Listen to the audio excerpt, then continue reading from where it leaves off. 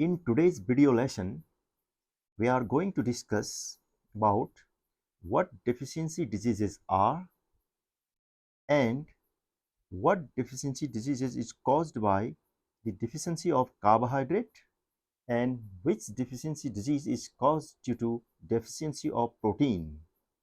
Let us begin.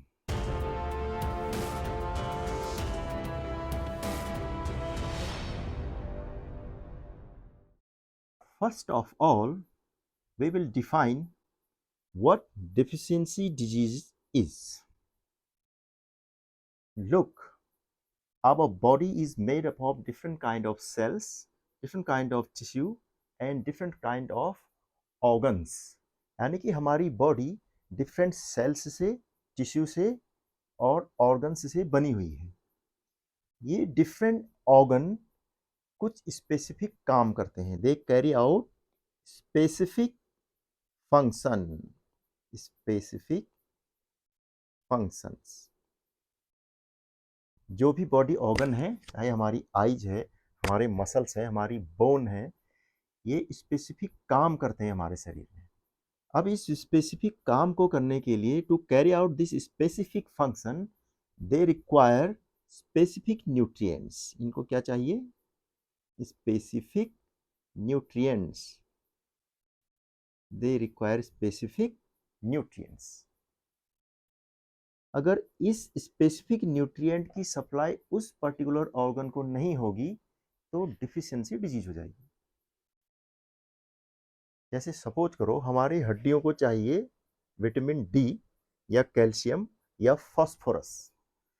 अगर vitamin D या calcium या फास्फोरस हमारी हड्डियों को नहीं मिलेगा तो इसका मतलब ये हड्डी एफिशिएंटली काम नहीं कर पाएगी, कमजोर हो जाएगी। इसी को हम डिफिशियंसी डिजीज बोलते हैं। अब इसको डिफाइन कर देते हैं एक लाइन में।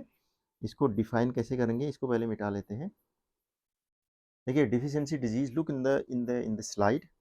क्या है देखिए, deficient diseases caused by deficiency of different nutrients in the body called deficiency diseases।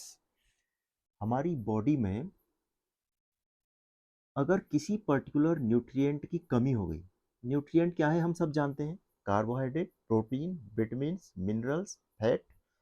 In nutrients की अगर कमी हो गई बॉडी में, if they are supplied in inadequate amount, तो हमारी बॉडी में कुछ डिजीज हो सकती है। इसलिए इन डिजीजेस को डिफिशियंसी डिजीजेस बोलते हैं। डिफिशियंसी डिजीज एक पर्टिकुलर टर्म है। ये जो डिफिशियंसी डिजीज है, ये टर्म स्पेशली यूज किया जाता है किस लिए? न्यूट्रिएंट्स की कमी से होने वाली किसी डिजीज के लिए। Due to lack of any nutrient,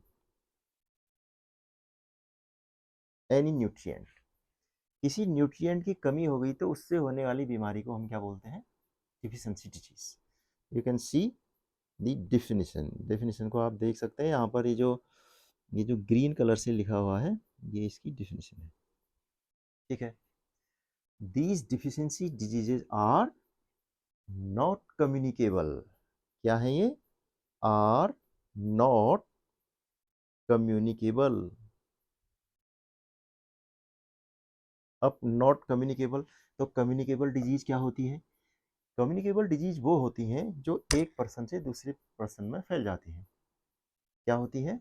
the disease which can spread from one person to other is called deficiency disease, sorry communicable disease. Deficiency disease communicable disease नहीं है, ये दूसरे में नहीं फैल सकती। किसी की हड्डियां कमजोर हैं, वो किसी दूसरे के साथ बोलेगा, बैठेगा, खाएगा तो दूसरी की हड्डियां कमजोर नहीं होंगी। जैसे कोरोना है, या फिर जैसे कॉमन कोल्ड है, या फिर जैसे टीबी है, ट्यूबरकुलोसिस, लंग्स की disease, they can spread from one person to another, so they are called communicable diseases. लेकिन जो डिफिशियंसी डिजीज है, जो न्यूट्रिएंट्स की कमी से होने वाले डिजीज हैं, दे आर नॉट कम्युनिकेबल। ये कम्युनिकेबल नहीं है। यानी कि एक स्पेसिफिक फैक्ट हमने क्या पढ़ा कि जो ये डिफिशियंसी डिजीज हैं, ये नॉट कम्युनिकेबल हैं। They can not be communicated from one person to another, नहीं फैलेंगे। कुछ बीमारियां फैलती हैं, जैसे मैंने बताया ना, ट्यूबरकुलोसिस फैलेगा, जैसे कॉमन कोल्ड फैल जाएगा। somebody is suffering from common cold, if you are sitting nearby him or her, so some if he or she sneezes, so you can also get infected to that disease। तो वो communicable disease हुई, लेकिन ये communicable disease नहीं है। तो अब हम क्या पढ़ेंगे? अब हम पढ़ेंगे डिफिशिएंसी ऑफ कार्बोहाइड्रेट। देखो, हमें ये पता है कि ये जो कार्बोहाइड्रेट है ये एनर्जी गिविंग फूड है। क्या है ये है एनर्जी गिविंग फूड। यानी कि हम जो भी काम कर रहे हैं, चाहे हम खेल रहे हैं, चाहे हम पढ़ाई कर रहे हैं, स्कूल आ रहे हैं, स्कूल जा रहे हैं, शॉपिंग करने जा रहे हैं, even just we are sitting और sleeping, that time also our body require energy. हर समय हमको एनर्जी की रिक्वायरमेंट है, और वो रिक्वायरमेंट को पूरी करने वाला फूड हमारा क्या है? कार्बोहाइड्रेट है। तो सपोज करो हमें वो फूड नहीं मिल रहा है जो हमें एनर्जी देता है, तो हमारा क्या हाल होगा? डेफिनेटली ये हाल होगा हमारा। देखो,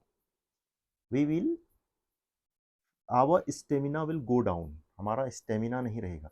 स्टेमिना नहीं रहेगा मतलब हम कोई काम करेंगे जल्दी थक जाएंगे, कहीं चलेंगे बहुत जल्दी थक जाएंगे। और दूसरा क्या होगा? Lack of energy. हमें एनर्जी महसूस नहीं होगी बॉडी में। यानी कि कार्बोहाइड्रेट जो एनर्जी देने वाला फूड है, उसमें हमारी बॉडी में डिफिशियंसी हो गई है कार्बोहाइड्रेट की, तो हमारी बॉडी दो चीज़ों में लैक कर जाएगी। पहला क्या होगा? लैक ऑफ एनर्जी होगा, लैक ऑफ एनर्जी। और दूसरा क्या होगा? Lack in stamina. Our body lack in stamina. Body में स्टेमिना की कमी हो जाएगी। We will feel lack of energy and lack in stamina. Stamina की कम हो जाएगी और एनर्जी भी कम होगी। अब आप एक बात ये बताइए, यहाँ पर मैंने एक स्टेटमेंट लिखा है, देखिए, ये देखिए, a person who do hard manual work needs more carbohydrate than a person working in office. इसका क्या कारण हो सकता है? आपने सोचना है और कमेंट करके लिखना है कि इसका क्या कारण होता है। हम आगे बढ़ते हैं। The next disease which is caused due to deficiency of nutrient, that is kwashiorkor। देखो, प्रोटीन की रिक्वायरमेंट हमारी बॉडी में हमारी मसल डेवलपमेंट के लिए है। इसके अलावा हमने ये भी पढ़ा है in the previous video lessons, different hormones और enzymes in our body is made up of proteins. क्या क्या पढ़ा है हमने? Different hormones and enzymes in our body is made up of proteins. तो अगर प्रोटीन नहीं होगी, हम ये भी नहीं बन पाएंगे हमारी बॉडी में। इनके क्या क्या काम है वो प्रीवियस वीडियो लेसन में हम पढ़ चुके हैं, आप दोबारा देख सकते हैं। अब मेन काम हमारी प्रोटीन का हमारी बॉडी में एक और भी है। क्या है? मसल डेवलपमेंट का। हमारी बॉडी में जो भी मसल्स हैं, इन मसल के फॉर्मेशन के लिए हमें प्रोटीन की आवश्यकता होती है। प्रोटीन की जरूरत क्यों है हमें? Formation of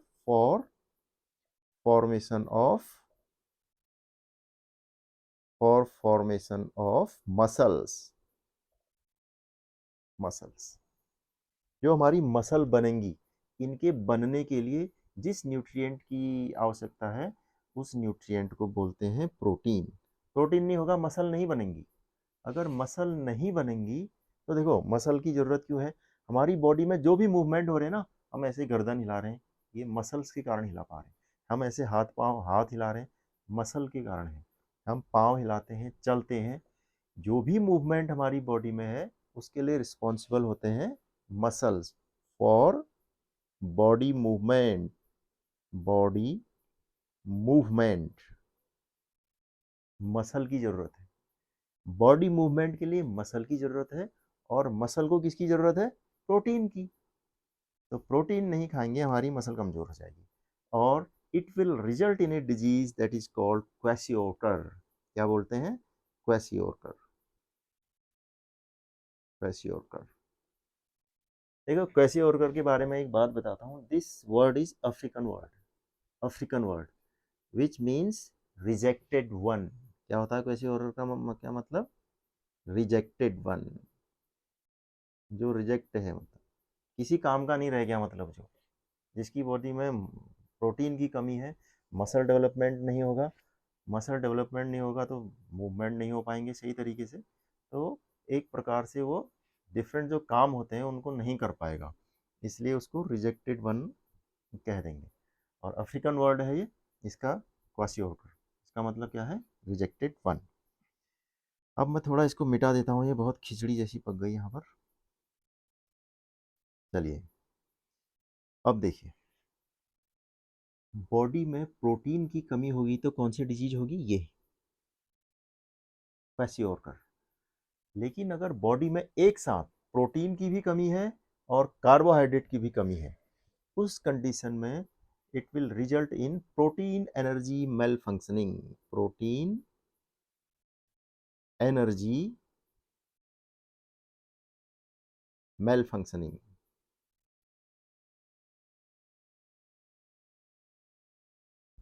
protein energy malfunctioning. Protein energy malfunctioning किस कंडीशन में होगी? जब बॉडी को न प्रॉपर प्रोटीन मिल रहा है और न बॉडी को प्रॉपर कार्बोहाइड्रेट मिल रहा है। PEM इसको बोलते हैं, PEM। PEM stand for this, जो मैंने लिख दिया है, प्रोटीन एनर्जी मेल फंक्शनिंग। अब प्रोटीन की कमी से होता है क्वेसियोकर, लेकिन प्रोटीन के साथ कार्बोहाइड्रेट की कमी हो गई तो उसको पीएम कहते हैं। PM will result in a condition called marasmus. Marasmus किसकी कमी से होगा? प्रोटीन और कार्बोहाइड्रेट की कमी से। क्या कहा मैंने? एक बार दोबारा सुनिए, खिचड़ी में पहले मिटाता हूँ। प्रोटीन की कमी से, प्रोटीन की कमी से कौन सी डिजीज होगी? प्रोटीन की कमी से, इससे होगी क्वेसियोकर।